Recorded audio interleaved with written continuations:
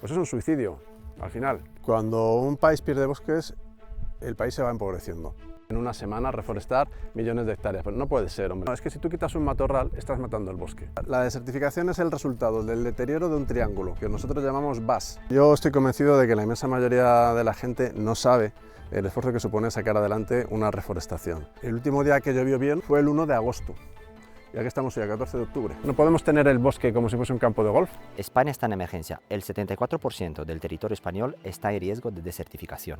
En España se queman de media cada año unas 100.000 hectáreas de bosque y solo se reforestan unos 3.000. Y un dato más, 1 de cada 4 árboles están enfermos por la sequía, por el calor o por las plagas. Recuerda esto, los bosques que deberían ser nuestro seguro de agua, de oxígeno y de vida se están debilitando.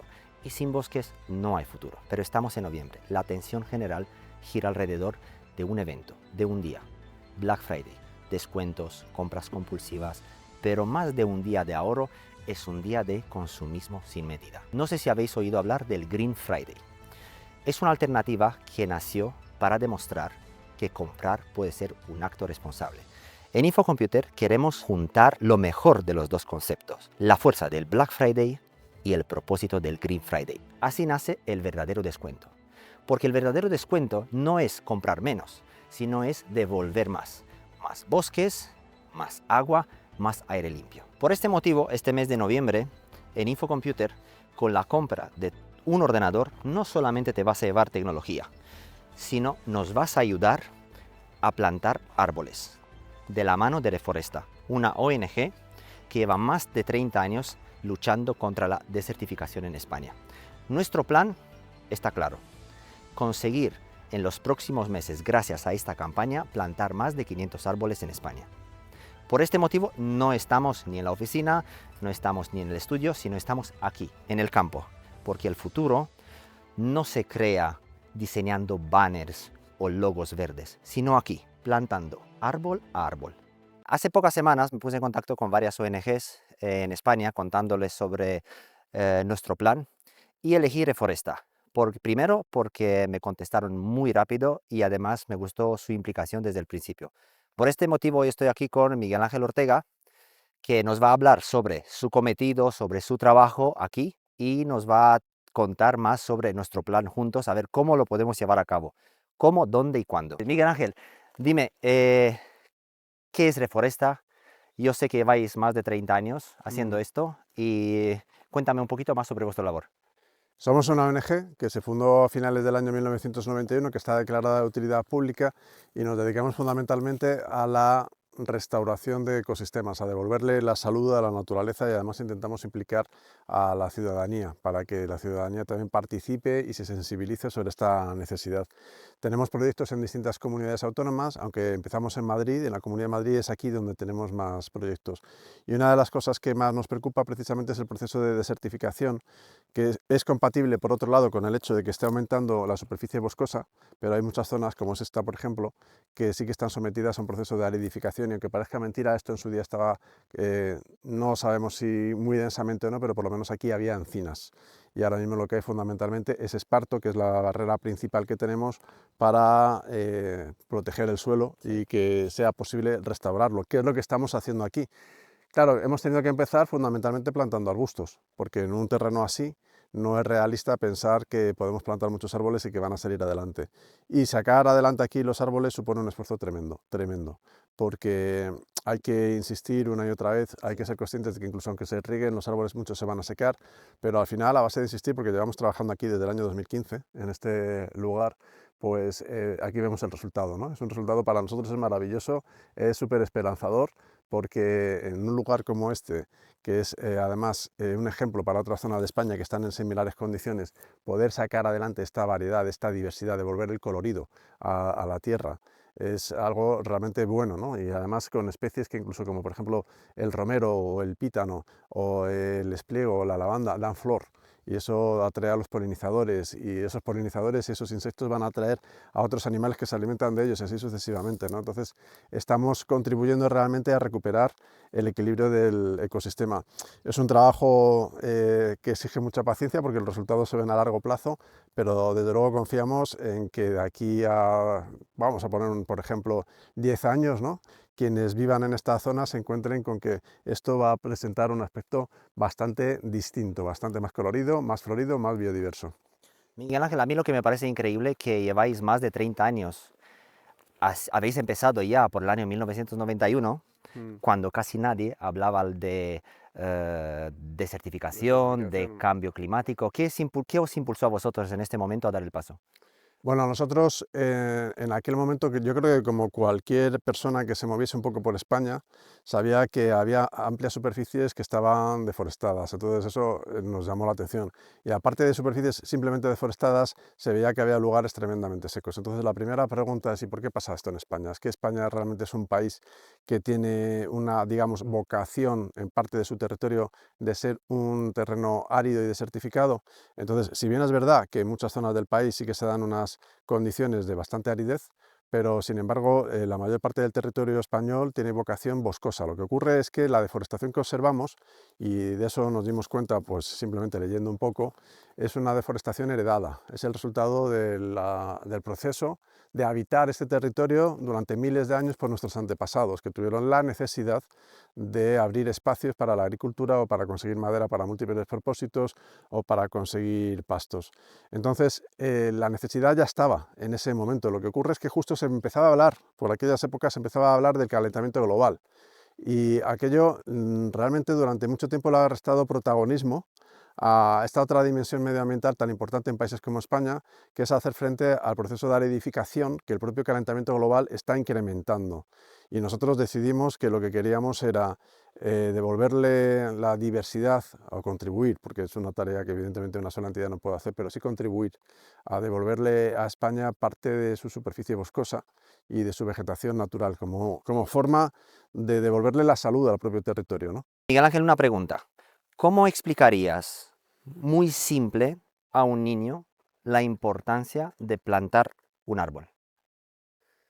Pues la importancia de entrada es que Pero súper simple, para que lo entienda todo el mundo. le va a acompañar toda la vida y además le va a hacer más feliz, porque los árboles son una fuente de bienestar. Los árboles hacen muchísimo trabajo que nosotros no captamos, pero nos beneficiamos de ese trabajo. Nos beneficiamos de que depuran los contaminantes del aire, de que aíslan del ruido, absorben CO2 y por tanto contribuyen a amortiguar el calentamiento global, facilitan la infiltración del agua de lluvia en el suelo, por lo tanto protegen el suelo y ayudan a que haya una mayor regularidad y caudal en los ríos, en las fuentes subterráneas, en los acuíferos. Y además ya no solamente este tipo de, por decirlo de alguna manera, valores ecosistémicos, sino que incluso a nivel de nuestro bienestar físico y emocional se sabe que, por ejemplo, pasear dentro de un bosque mejora las constantes vitales y reduce el estrés gracias a una serie de componentes que los árboles emiten a la atmósfera y esos compuestos nos benefician. Entonces, realmente es una necesidad el disponer de los árboles, entre otras cosas, porque también en este contexto de calentamiento global sabemos que los árboles reducen mucho la temperatura, atemperan el clima local, lo atemperan. ¿Cómo definirías esto en una frase muy cortita? Para mi hija de 14 años. Los árboles son vida, son la fuente de vida, son fuente de vida. Los árboles son fuente de vida. Porque, ¿sabes? A mí mirando, estudiando todo este tema, la realidad es bastante dura. Aunque todos sabemos la importancia de plantar un árbol, pero los bosques en España lo pasan bastante mal. El 74% del territorio español está en riesgo de desertificación y cada año se queman de media unas 100.000 hectáreas de bosque. Mm. Entonces, ¿cómo afecta todo esto a nuestra vida cotidiana y al futuro de nuestros hijos? Cuando un país pierde bosques, el país se va empobreciendo. Y si además el país ocupa una situación geográfica en la que al menos una parte de su territorio está en condiciones de aridez o de semiaridez, como le ocurre a España, esos bosques tienen más dificultad para recuperarse. Y entonces se puede establecer un círculo vicioso que lo que conduce es a esto que nosotros precisamente tratamos de evitar y tratamos de llamar la atención, que es a la desertificación. La desertificación es pobreza. es pobreza porque reduce la fertilidad de la tierra y por tanto la producción de la agricultura, reduce la disponibilidad de pastos también para la ganadería, reduce la disponibilidad de agua para el conjunto de la población y para la actividad económica. Y tenemos que tener en cuenta que, por ejemplo, una fuente de ingresos importantísima para España, que es el turismo, depende en buena medida del suministro de agua, ¿no? Entonces, realmente debería de haber una política de Estado que le diera a este problema la importancia y la atención que merece. La semana pasada estuve en la sierra y fíjate, en la Sierra de Madrid, que es un sitio mucho más húmedo que este, y los romeros están marrones. Sí. No significa que se vayan a morir, sino que es una adaptación de la planta. Aquí, a pesar de ser un sitio más seco, como los hemos estado regando este verano, bueno, pues van aguantando mejor. Miguel Ángel, ¿tú no crees que para mucha gente esto de plantar un árbol es algo simbólico o consideran que es algo simbólico? ¿Qué hacéis vosotros para aseguraros que, por ejemplo, este árbol crece de verdad? O sea, en un suelo tan seco como este. Pues Pues yo me imagino que es una tarea bastante difícil. invertir muchísimo esfuerzo. Si ya de por sí en cualquier lugar para hacer una reforestación hoy día tienes que tener un planteamiento a largo plazo, aquí más, porque esto es un lugar muy seco y entonces aquí hay que insistir más que en otro lugar que tenga unas condiciones más favorables. No solamente que sea muy seco, es que fijarnos qué suelo, ¿vale? Entonces, aquí tenemos que mentalizarnos de que hay que insistir, sabemos que se van a secar árboles, que hay que reponerlos. Por supuesto, las especies es fundamental, eso en cualquier reforestación, ¿no? Y aquí, por supuesto, también. Hay que escoger bien las especies, tienen que ser especies adaptadas a climas secos y tenemos que saber que hay que estar pendientes para que cuando las plantas, que se tienen que fortalecer, o sea, tampoco se trata de regarlas como para tener aquí un jardín. Estas especies, estos árboles y arbustos se tienen que fortalecer y se tienen que acostumbrar a estar en un lugar tan seco como este. Pero durante los primeros años es fundamental regarles.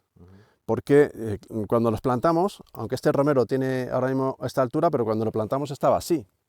Entonces, tienen unas raíces muy cortitas, muy pequeñas, y no les dan, esas raíces no son suficientes para acceder a donde se acumula el agua en el suelo.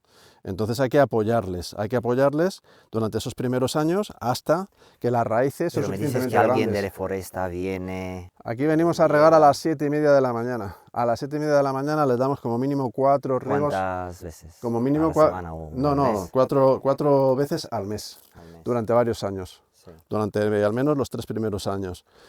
¿Y qué pretendemos con esto? Pues pretendemos darle a la planta el agua suficiente como para que pueda sobrevivir, que las que son más débiles se sequen, no pasa nada, porque aquí tenemos que dejar que la evolución natural, la selección natural, haga su trabajo, y ayudar a la planta a que pueda sobrevivir, la que está en condiciones de sobrevivir porque es más fuerte, y que al mismo tiempo no se acostumbre a tener un aporte de agua permanente, porque no lo va a tener. O sea, las plantas ya llega un momento en que no habrá que regarlas, porque si hay que regarlas, entonces estamos hablando de jardinería. Si las tienes que regar ya por siempre, estamos hablando de jardinería. Esto no es jardinería, esto es una restauración de un ecosistema con plantas que tienen que, tienen que acostumbrarse a vivir en estas condiciones. Pero es un trabajo muy duro, es un trabajo muy duro, porque aquí, entre otras cosas, no podemos llegar con una manguera y un vehículo. Aquí tenemos que llenar las garrafas de agua y remontar esta ladera, ir buscando cada árbol y regarle. O sea, es un trabajo y además esto se llena de moscas, sobre todo en verano. De hecho, muchas veces tienen que venir los operarios con gorras y mosquitera. Si no, ¿Tenéis es mucho terreno insoportable. que salvar en esta zona? Son varios kilómetros de vía pecuaria, son kilómetros de vía pecuaria. Esta zona la empezamos a trabajar en 2020, entonces vamos por sectores. Sí. La desertificación es el resultado del deterioro de un triángulo, que nosotros llamamos VAS, Sí. con V, que es vegetación, agua y suelo. Están tremendamente relacionados. Entonces, si se deteriora cualquiera de ellos, se va a deteriorar los otros dos también. Y en España hay un problema sobre explotación de acuíferos brutal, al que no se le está metiendo mano. A mí cuando me has dicho antes que aquí es una de estas zonas en España donde menos llueve, claro, es que tengáis que venir aquí y ¿cuánto tipo de plantaciones así tenéis en España? Que hay muchas. ¿Y cómo lo hacéis para mantenerlo todo? Para aseguraros que crezca. Es que solamente hay una posibilidad, que es lo ¿Tenéis que colaboradores? tenemos colaboradores que son empresas que financian, Sí. financiación pública prácticamente nada, muy poca, y luego voluntariado. Sí. Voluntariado que echa una mano importante, porque por ejemplo, Aquí hay que venir a regar, como he comentado antes, con garrafas. La mayor parte de los riegos las hacen nuestros operarios, pero de vez en cuando vienen también voluntarios. Y aquí, por ejemplo, de momento no tenemos el problema de que lleguen rebaños y se coman las plantas. Sí. Pero en otros lugares está la ganadería o están los corzos o los ciervos, o sea, los herbívoros, ya sean domésticos o silvestres. Y una vez que sobresalen por encima de ese primer protector, que ese protector les protege básicamente de animales pequeños como el conejo, pero una vez que sobresalen por encima de ese protector, llegan los animales grandes y se comen la planta, se comen los brotes. Incluso de las encinas, que mira que las encinas tienen unas hojas duras y pinchudas, ¿no? Pero al principio cuando las sacan son muy blanditas, muy tiernas, son una delicatessen para los animales y se los tampan. Entonces luego lo que tenemos que poner son unos cercados de madera, o sea, con postes de madera y malla metálica. Y de esos cercados hemos puesto cientos, por no decir miles, en distintos lugares de España. Lo he visto en vuestra página web. De hecho, la gente puede ver vuestro labor en la página web. Sí, Que ya lo vamos a poner aquí en el vídeo abajo. pues os lo agradeceremos porque es que yo estoy convencido de que la inmensa mayoría de la gente no sabe el esfuerzo que supone sacar adelante una reforestación. Y además, el problema es que a medida que el calentamiento global va avanzando, cada vez a las plantas les cuesta más arraigar. Y el esfuerzo que hay que hacer cada vez es mayor.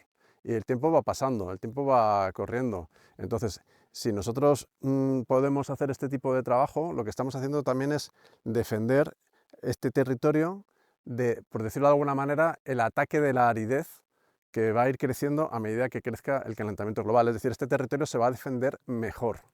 Y si este territorio se defiende mejor, es que la población que vive por aquí, en los alrededores, aparte de tener un espacio visualmente más agradable, va a tener un mayor bienestar, porque va a facilitar esta vegetación el que dispongan de más agua, de que haya más biodiversidad y de que, en definitiva, sea un territorio que resista mejor al embate del calentamiento global. Y esto la gente lo tiene que saber, y tiene que saber también que no es solamente plantar, sino que luego hay que hacer un mantenimiento y que ese mantenimiento ni siquiera en muchos lugares se limita al riego y a mantener también los alcorques, a acolchar los alcorques, a los protectores cuando se caen, sustituirlos o recolocarlos, sino que es que en muchos lugares de España el siguiente problema después de la sequía es lo que llamamos la herbivoría, que es que los animales se comen las plantas en cuanto sobresalen por encima de ese protector y la herbivoría ha echado a perder reforestaciones importantísimas incluso en parques nacionales, Sí. ¿sabes? Porque hay que tener todo eso en cuenta. Y eso exige pues una constancia, una dedicación y una paciencia tremendas y un esfuerzo y también dinero, por supuesto. Pero este problema está solamente aquí en el centro. No, creo que no, ¿no? En el centro de... No, esto sucede sobre todo en el Valle del Ebro, en torno de Zaragoza. Que también hay que tener en cuenta que son lugares que tienen unas condiciones de sequedad naturales Ujú. y que lo que pasa es que por eso mismo son más vulnerables a cualquier impacto, ¿no? Y a la aridificación. Pero han perdido vegetación, o sea, por ejemplo, en los Monegros, ¿sabes dónde están? ¿Te suenan los Monegros? No. Una comarca de Zaragoza que tiene la fama de ser tremendamente árida y ya a partir de los años 50, de finales de los 50, se empezó a hacer una transformación en regadío de una parte de la comarca esta porque se hicieron dos embalses y se llevó el agua para hacer el regadío, ¿no? Pero es una zona tremendamente seca. Es una zona tremendamente seca por condiciones naturales, pero lo que pasa es que en su día pues había, por ejemplo, sabinas, que son un árbol súper resistente. Y ahora prácticamente no hay sabinas. ¿Por qué? Pues porque, claro, a lo largo de la historia el ser humano las ha ido eliminando. Entonces, son lugares que ya de por sí son secos, pero la acción humana lo que ha hecho ha sido a lo largo del tiempo empeorarlo. Y este tipo de lugares se distribuyen sobre todo, pues eso, Valle del Ebro, algunas zonas del centro de Castilla y León, en la Comunidad de Madrid y Toledo, la zona centro también, el sureste de Castilla-La Mancha y ya sobre todo la zona de Alicante, Murcia, Almería, lo que es el sureste. Dime alguna zona en España que vosotros, gracias a vuestra labor, habéis conseguido devolver a la vida. Bueno, pues aparte de esta que lo estamos consiguiendo en Villamanrique de Tajo, en Meco, por ejemplo, que está aquí en la Comunidad de Madrid, estamos trabajando en una finca desde el año 2021 y esa finca había sido un vertedero y luego se rellenó con tierra, pero no había crecido nada, absolutamente nada. Y esa finca ahora mismo está llena de miles de árboles y arbustos, todavía son pequeños, pero algunos ya son de este tamaño, ¿eh? ¿Cuánto suele tardar en crecer? Me mostraste uno ahí que lleva 5 años y Pues mira, a ti te parece que es grande.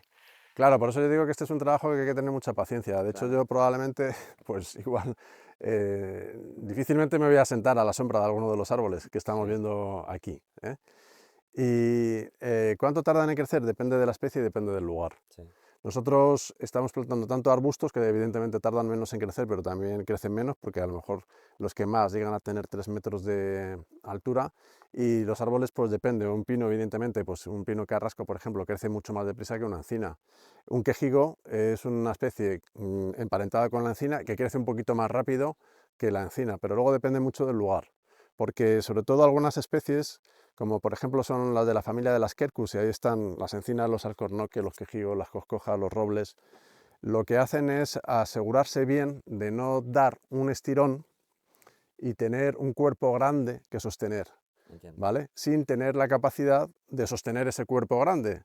Porque claro, nosotros cuando vemos un árbol, lo que estamos viendo es una mínima parte, el resto está debajo, y de hecho se sabe que incluso las raíces de un árbol pueden pesar hasta 5 veces más de lo que está por encima del tronco, de las ramas y de las hojas. Entonces, estos árboles se dedican durante los primeros años a profundizar en el suelo, a profundizar la raíz para acceder a las capas más profundas donde se retiene un poquito más el agua del subsuelo. Es decir, que los primeros años crecen hacia abajo. Nosotros no lo vemos crecer en altura, pero están creciendo hacia abajo. Y luego cuando ya se encuentran un poquito más seguros y han alcanzado zonas del subsuelo donde se acumula más la humedad, entonces es cuando empiezan a pegar el estirón, pero pueden pasar muchos años. Por ejemplo, lo normal es que una encina de 10 años tenga esta altura, ¿vale? Lo normal, en un sitio bueno, pero en un sitio más difícil, como puede ser este, pues una encina de 10 años puede tener esta altura. Miguel Ángel, estamos grabando pocos minutos, pero la verdad que nos estás enseñando un montón de cosas. ¿Sabes? Cosas que se nos queda y al final, esto a mí, toda la información que tú me estás pasando ahora mismo, en mi cabeza son ir más allá y más ideas y más ideas. Y espero de verdad que esto tenga futuro entre nuestra empresa y Pues Reforesta. de todo depende, claro que sí, Sí. lo tendrá. Si nos ponemos a ello, lo tendrá. Bueno, lo estamos viendo, Porque ¿eh? la verdad que eres un tío que sabe, ¿sabes? Entonces, justo lo que estamos buscando. ¿Sabes? Una persona que sabe para poder cogernos de la mano y, chicos, tenéis que ir por ese lado. Nosotros muy agradecidos, porque ya os he dicho que además es que es financiación pública, tenemos prácticamente cero. Sí. Bueno, Entonces, vamos al otro al lado. otro lado. Miguel Ángel, ¿cuántos sois en Reforesta?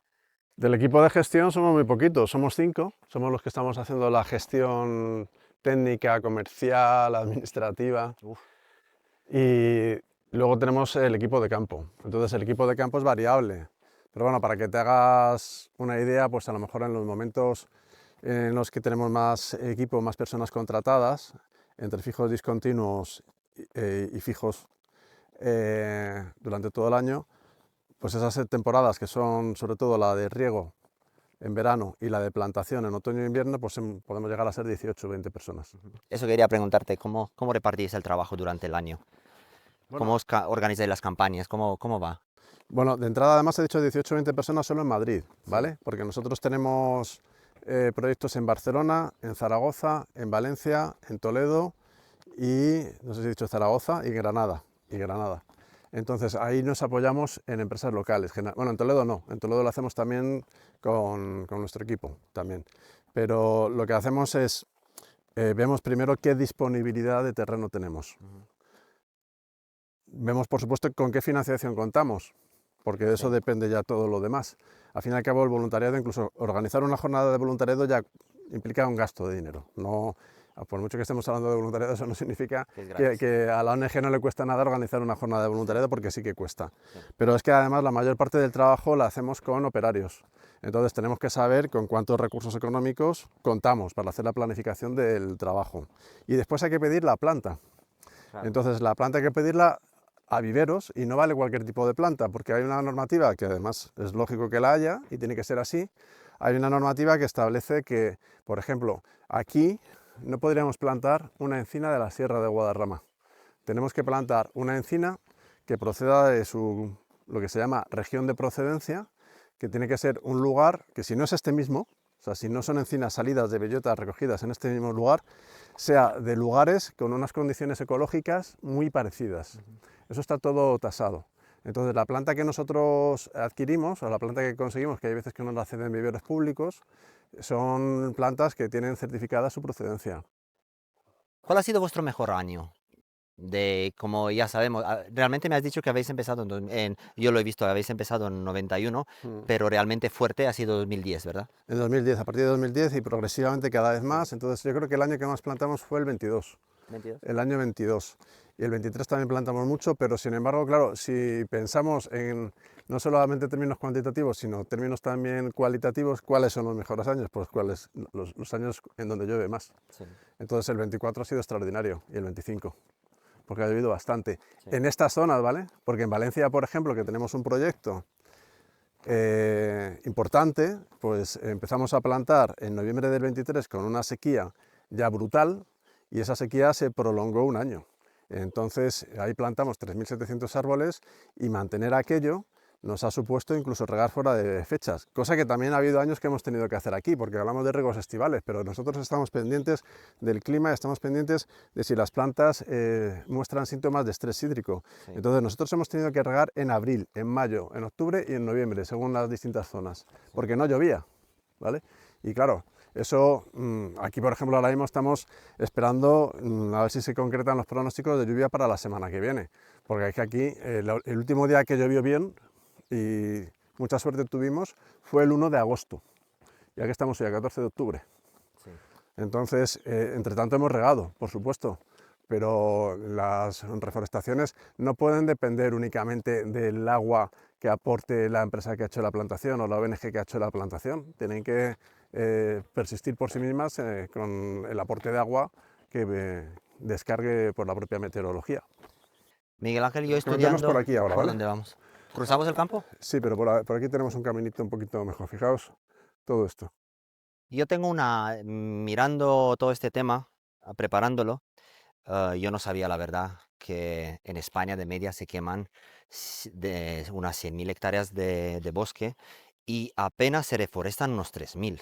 Sí, así es. ¿En cuánto tiempo tarda ese suelo quemado? Porque ya hemos visto lo que ha pasado este año, pero esto es algo que pasa todos los años, ¿no? Aquí en Portugal. ¿Y cuánto tarda realmente en volver a la vida ese suelo después de que se quema?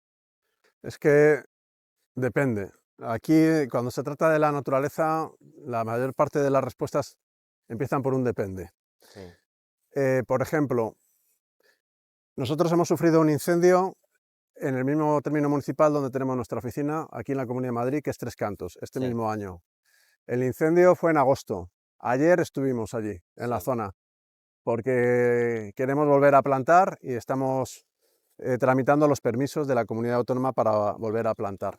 Y vimos como estaban rebrotando encinas quemadas, juncos, zarzas, esparragueras, gordolobos, herbáceas como las quitameriendas. ¿Pero por qué? Porque en esa zona de Tres Cantos el incendio pasó rápido sí. y Y no afectó el no afectó suelo. demasiado, Sí, ¿vale? Pero claro, un incendio muy intenso, sobre todo si es un incendio que ha ocurrido en una zona que ya se había quemado previamente, como ha ocurrido por ejemplo en el Valle del Tietar, que se quemaron este verano muchas hectáreas, miles de hectáreas, pues allí se había quemado ya previamente en el año 2009 y ahora se vuelve a quemar en el año 2025. Y allí lo que había era un bosque autóctono de pino resinero.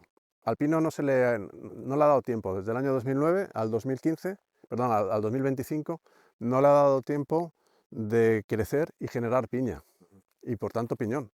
Por tanto, ese terreno, y además en pendientes, porque son zonas montañosas, si no tiene un apoyo por parte del ser humano, no tiene sí, prácticamente capacidad de recuperarse.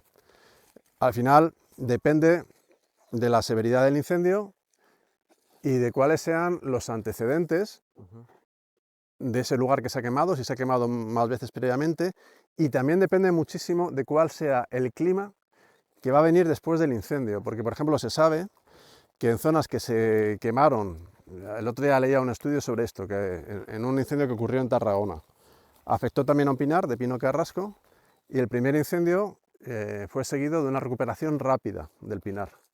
Pero las plantas, lo último que hacen, en lo último en lo que invierten su energía es en producir fruto y semilla, ¿vale? Lo primero es mantenerse con vida, porque si viene un año malo, bueno, pues no produzco fruto y semilla, no me reproduzco, pero ya me reproduciré cuando venga un año bueno. Así es. Entonces, se vio que estos pinos, por ejemplo, de este lugar de Tarragona, que ya se había quemado previamente, como lo que le siguió fue una sequía, produjeron menos piña y menos piñón. Claro, si estas situaciones se sostienen en el tiempo, lo que sucede es que la recuperación va a contar con menos árboles, con árboles que van a estar más separados, más espaciados. Pero eso también significa que las raíces de esos árboles, cada una va a tocar a un volumen de suelo más grande para extraer del suelo el agua y los nutrientes. Entonces, esto ya nos da una señal de cómo la propia naturaleza se va adaptando a las circunstancias de los cambios que la propia acción humana está induciendo, porque vamos hacia lo que ya se había pronosticado previamente, hacia una especie como de sabanización de la península ibérica, en donde los bosques que vamos a tener van a ser menos densos, porque no van a aguantar las condiciones climáticas, no van a ser suficientes como para que el suelo tenga suficiente disponibilidad de agua, suficiente materia orgánica y suficientes nutrientes como para soportar el que haya muchos árboles absorbiendo esos nutrientes y ese agua del suelo, ¿sabes? He leído en vuestra página web que en el año 2023 habéis plantado más de 17.000 árboles con la ayuda de muchos voluntarios, creo que eran como 2.600. Pero más allá de estos números, ¿qué impacto real tienen todas estas acciones sobre el suelo, el agua, la fauna de esas zonas? Verás, en relación con el suelo, a nosotros ya nos gustaría disponer de recursos suficientes como para hacer analíticas Sí. de suelo y saber, porque sabemos que eso sucede, pero poder cuantificar cómo, por ejemplo, estas plantas, con las hojas y las ramillas que van tirando, eso es materia orgánica que se queda en el suelo cuando llega el agua. Esa materia orgánica, gracias a la activación que la hace sobre todo el agua y la humedad de la microbiología del suelo, esa materia orgánica se va descomponiendo en sustancias minerales y por tanto aumenta la dotación mineral del suelo, porque las plantas, por decirlo de manera llana, lo que comen son minerales. Y esos minerales proceden de la descomposición de la materia orgánica, y esa descomposición de la materia orgánica la hace la microbiología del suelo, sobre todo a partir del agua de la lluvia. Sí. Entonces sabemos que ese proceso está ocurriendo, pero para cuantificarlo necesitaríamos hacer unas analíticas de suelo constantemente que implican un gasto de dinero. Hemos hecho analítica de suelo, por ejemplo, eso sí, en nuestra finca, que es una finca propia de 14.000 metros cuadrados que tiene Reforesta en un pueblo de Toledo, de la provincia de Toledo, porque queríamos saber cuál era el punto de partida para poder compararlo con el punto de llegada, después de hacer nuestro trabajo de restauración de ese espacio. En cuanto, por ejemplo, a la fauna, lo que ya vemos es que nuestras plantas están atrayendo, pues, por ejemplo, muchos polinizadores. Y sabemos que esos polinizadores a su vez van a atraer animales que se van a alimentar de esos polinizadores, y esto va a desencadenar el que haya, pues, una cadena trófica que se va a ir recomponiendo, que se va a ir restaurando. Y luego, en cuanto al clima, incluso estas plantas están absorbiendo CO2, ¿vale? Y es muy importante mantenerlas, porque esto es una cosa que a lo mejor mucha gente no sabe. Las plantas absorben CO2 en su crecimiento, pero luego, por ejemplo, cuando hay un incendio forestal, ese CO2 se libera de nuevo a la atmósfera. Y cuando una planta se seca, pues todo el CO2 que tiene absorbido se va a liberar. Una parte va a ir al suelo, otra parte va a ir a la atmósfera, ¿no? Entonces, están haciendo ahora mismo un trabajo de amortiguación del calentamiento global gracias al CO2 que están absorbiendo. Miguel Ángel, ¿cómo ves tú a 2050, por ejemplo, toda la labor que estáis haciendo? Pero ¿tú crees que es suficiente? Porque con el cambio climático, ese peligro de desertificación, todos estos números que al final son bastante alarmantes, ¿cómo ves 2050 en España? La probabilidad más cierta que tenemos es que evidentemente España va a ser un país en su conjunto más árido. Entonces, por ejemplo, la vegetación atlántica va a ir siendo progresivamente desplazada por vegetación de tipo mediterráneo. Esto va a suceder sobre todo en zonas montañosas y en las zonas del norte de la península ibérica. Es decir, la vegetación atlántica o la vegetación propia de zonas frías se va a ir arrinconando y va a ir ganando terreno la vegetación más adaptada a climas más secos. En los lugares que ya son muy secos, el problema, como es este caso, El problema es que si no se está trabajando de manera constante para conseguir durante esta ventana de tiempo que cada vez es más reducida y que tenemos en plantar especies que estén adaptadas, que no, en muchas ocasiones no van a ser árboles, por lo menos al principio, van a ser arbustos. Luego a lo mejor cuando los arbustos crezcan a su sombra podremos plantar árboles, ¿no? Según qué zonas.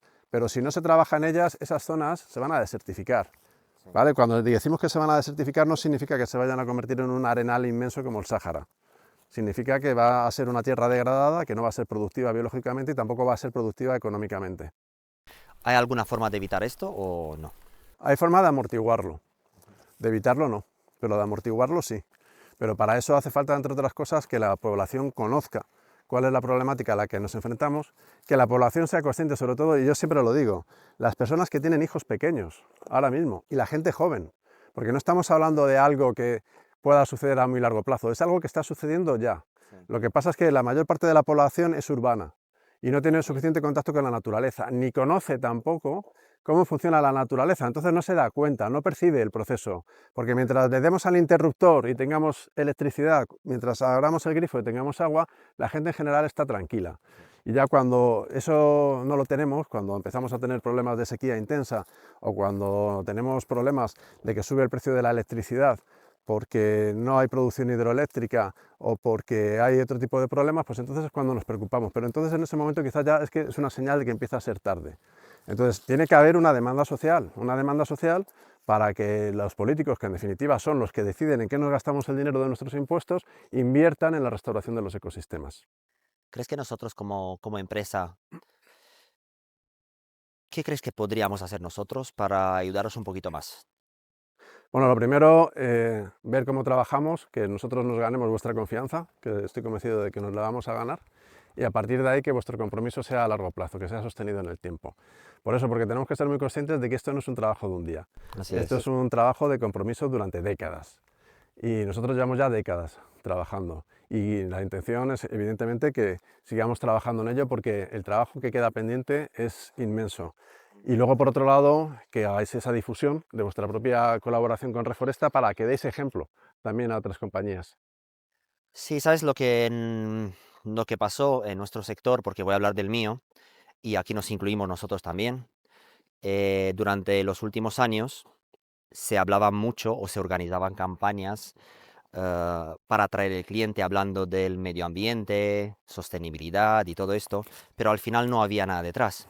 Por este motivo yo estoy aquí, porque realmente lo que queremos hacer, gracias a vosotros, hacer algo, tener algo y poder seguir adelante.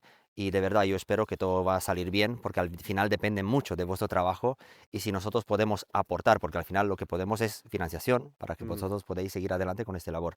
¿Qué opinas de esas empresas? Porque yo sé que hay muchas empresas que hacen esto, que a lo mejor deberíamos, con lo que tú dices, implicarse un poquito más, no solamente hablar. Yo sé que sentado en tu oficina, crear una campaña, diseñar un logo verde es súper fácil, pero con esto no, que no has hecho absolutamente nada. No, no solamente lo has hecho, sino que has dañado, porque al final el consumidor que está un poco pendiente se da cuenta de lo que hay detrás. Y si no hay nada, lo que hay es una pérdida de credibilidad. Y entonces a las empresas que sí que quieren hacer algo serio, les cuesta más ganarse la confianza Así es. del consumidor. ¿Vale? Y el mensaje verde no se puede asumir así de cualquier manera, simplemente diciendo que algo es eco, le pongo el prefijo eco o le pongo el prefijo bio o digo que es sostenible y ya está. Y ya Y está. hay mucho lavado de imagen, lo que se llama greenwashing, muchísimo. Es una cosa tremendamente desagradable porque además nosotros convivimos con ello en nuestro propio sector. En el sector de la reforestación, por ejemplo, hay empresas que contratan a quienes dicen que tirando semillas desde drones han reforestado y han podido solventar un problema de desertificación o de deforestación en unas pocas semanas. Bueno, ni siquiera en unas pocas semanas. Yo he llegado a leer en una semana reforestar millones de hectáreas. Pero no puede ser, hombre, no puede ser. O sea, tú tiras una semilla desde un dron y esa semilla, por mucho que la hayas blindado con nutrientes y demás, lo más seguro es que no prospere. Y si prospera, pues después se va a enfrentar a los mismos problemas que cualquier árbol que plantemos, que va a ser la sequía y los herbívoros, ¿no? Lo que estás contando ahora mismo, imagínate que alguien que no sepa nada, yo hablando contigo toda esta mañana, me he dado cuenta lo difícil que es este trabajo y lo difícil que es sacar adelante, eh, hacer crecer un árbol de verdad. imagínate la gente, que hay mucha gente que no sabe esto y se piensa que lo que tú dices, ¿no? Que simplemente con tirar semillas desde un avión, pues ¡buah! Lo que hemos hecho, hemos plantado un bosque entero. Mm. Y eso es, la verdad que creo que eso va a ser nuestra labor, para mostrar que no es tan fácil No, hombre, si hacerlo. fuera tan fácil ya Son sabría, años y años de estaría hecho dedicación, ya. trabajo, dinero y no es... Pues anda que no he visto yo empresas del sector de la banca, de la moda, de la electricidad, que van con este tipo de, sobre todo una empresa que tira semillas desde drones ¿Así? y consiguen que les acompañen los presidentes autonómicos para hacer sus grandes Sí. presentaciones en público y después eso no queda en nada, porque además está contrastado, que no queda en prácticamente nada. A mí me parece muy bien que se arrojen las semillas desde un dron, porque al final alguna va a prosperar, eso seguro, algunas prosperarán, pero lo que no se puede decir es lanzar el mensaje de que con esto yo he arreglado el problema de la deforestación como están haciendo, ¿eh? Es que, es que básicamente lo cuentan así, Sí. es bastante vergonzoso.